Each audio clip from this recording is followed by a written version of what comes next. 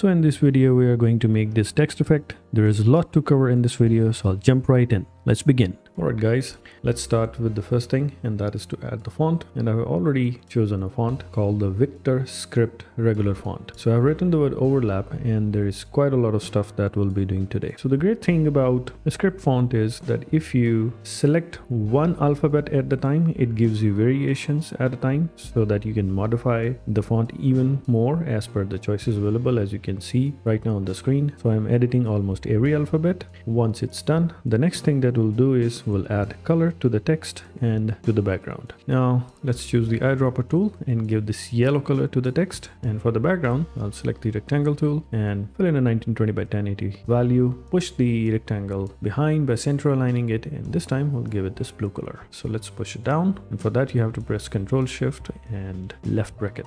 Now once that is done, next we'll start working with the text, which is quite a long work. And the first thing that I'm going to do is I'm going to convert it into an outline so that I can turn it into an object. So for that, I'll select the text, but before I do anything, I'll go here in the layers.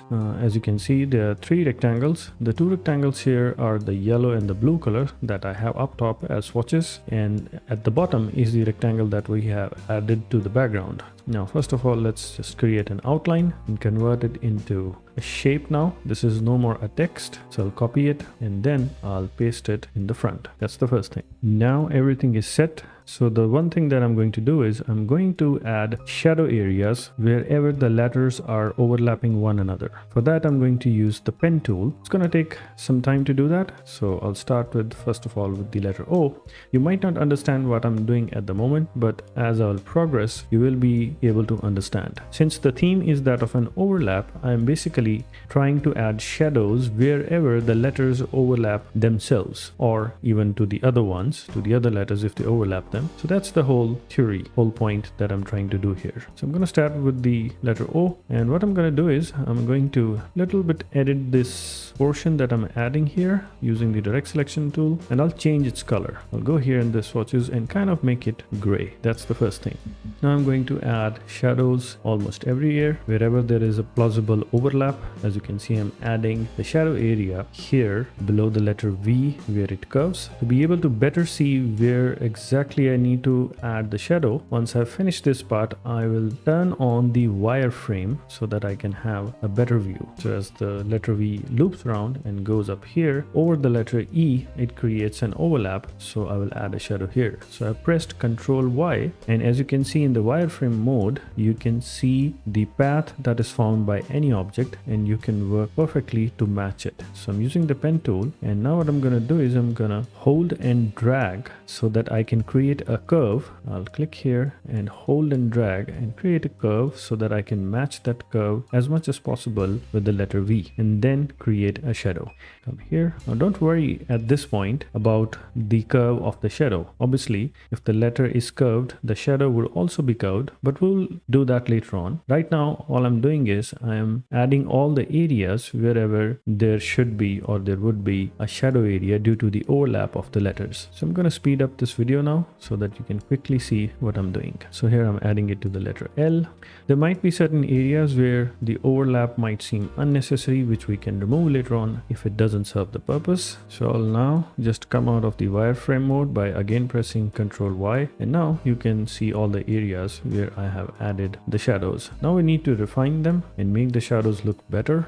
Next, what I'm going to do is I'm going to select one of these shadow areas, and using the magic wand, I will highlight all the similar areas and I'll group them together. And now I'm going to do is I'm going to go here in object and come down here really down into the compound path, and I'm going to press make. Now I'm going to do the same for the letters as well. So what I'm going to do is I'm going to select all the letters as well. I'll go here in the layers. So as you can see now, this is one single compound path. If I go back here in the layers, as you can see right up top here, the words are a group, but the shadows are now a compound path. And we have this small type here. I think this is unnecessary that has filtered in. Yep, I'll just delete this. And now what I'm going to do is I'm going to select the group of alphabets or the letters and also turn that into a compound path. For that, I'll select it. As you can see, the alphabets are highlighted. I'll first of all ungroup them and then go in the objects and press compound path and make. The next what I'm going to do is I'm going to select both of these compound paths, the one formed by alphabets and the one formed by shadow, and then I'm going to go here in the pathfinder and press intersect. The moment I do that, as you can see, now shadows have perfectly aligned to the text. The areas of the parts that were going outside the text have now been removed,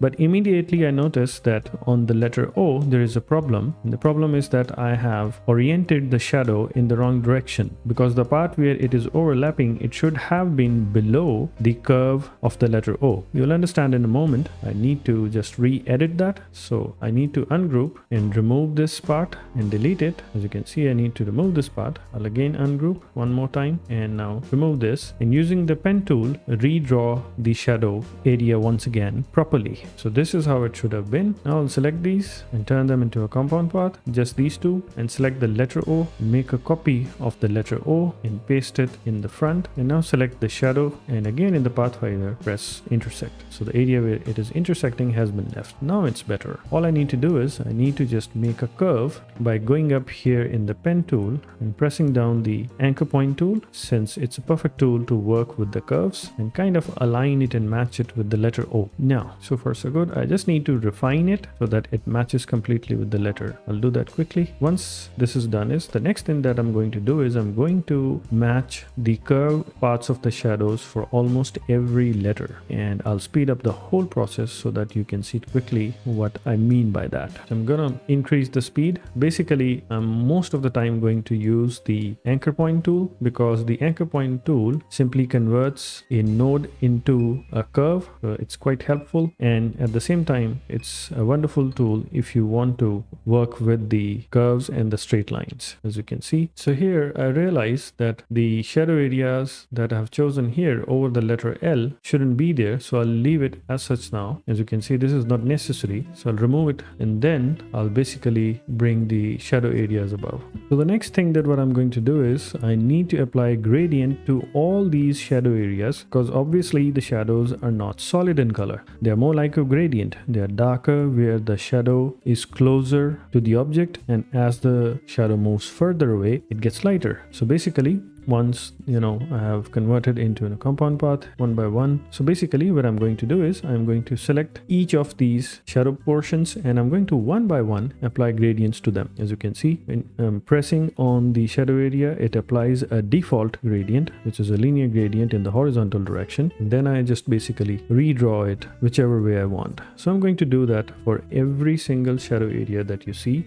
and add shadow gradients to all of them. I'll speed up the video so that you can watch it quickly. Once that is done, what I'm going to do is I'm going to copy this yellow color from the color picker and then select each of these shadows, and choosing the gradient tool, I'll go in the right hand side and open the gradient panel, and wherever there is white color, I'll click on it and paste the same yellow color hex code so that now there are no white areas and the shadow blends into the color of the text. Now the next thing is about refining everything, because as you may see on the letter O and on the letter R, on the letter V, the darkness of the shadow is quite black, and on the some other areas the shadows are not properly set up. So I'm basically trying to work around so that it looks like a proper shadow rather than just a simple gradient. So I'll make these adjustments wherever I feel like I need to make so that it looks like a proper shadow. It may not be accurate, but it's all about trying and working it out so that it looks nice. So that is what I'm doing here. And next I'll select this letter O and then go into the layers panel, and you can see all these letters are separate since I unlocked it to adjust the shadow on the letter O. So I'll select them all and then basically go back in the objects and again make into a single compound path so that things go smoothly. Alright, now it's time to apply a texture on the shadow. For that, let's go here in the transparency and press make mask and select this black area, remove the clip and click on this, go here in the file and then on place and select the photo that I want to place, that I downloaded from Pexels. I'm basically going to draw it over the entire area wherever I want the texture to be applied.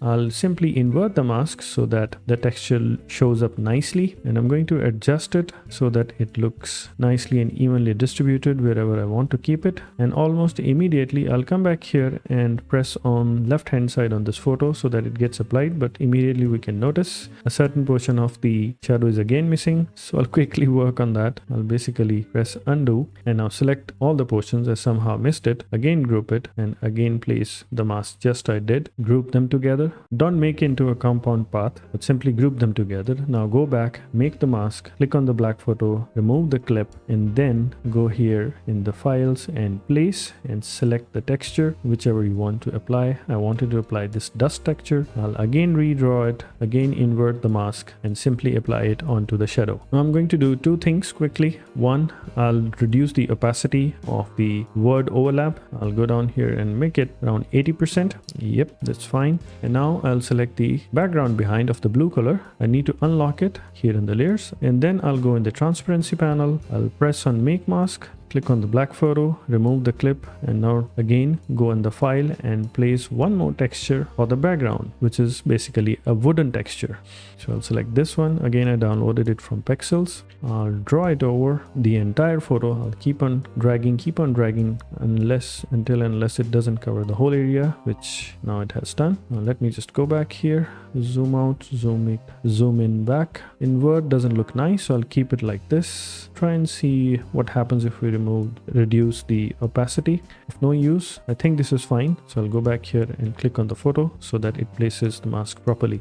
Now let's remove the two colors here on the top. Let's just select the shadow area and match its opacity with that of the letters, which was I think around 82%. Looks better. Let's group everything together, make it bigger. Now let's just make it full screen, and voila, it looks nice. Thank you so much for your time. You can now click on the playlist here and binge watch all the videos that I've uploaded in this playlist so far. Thank you so much for your time.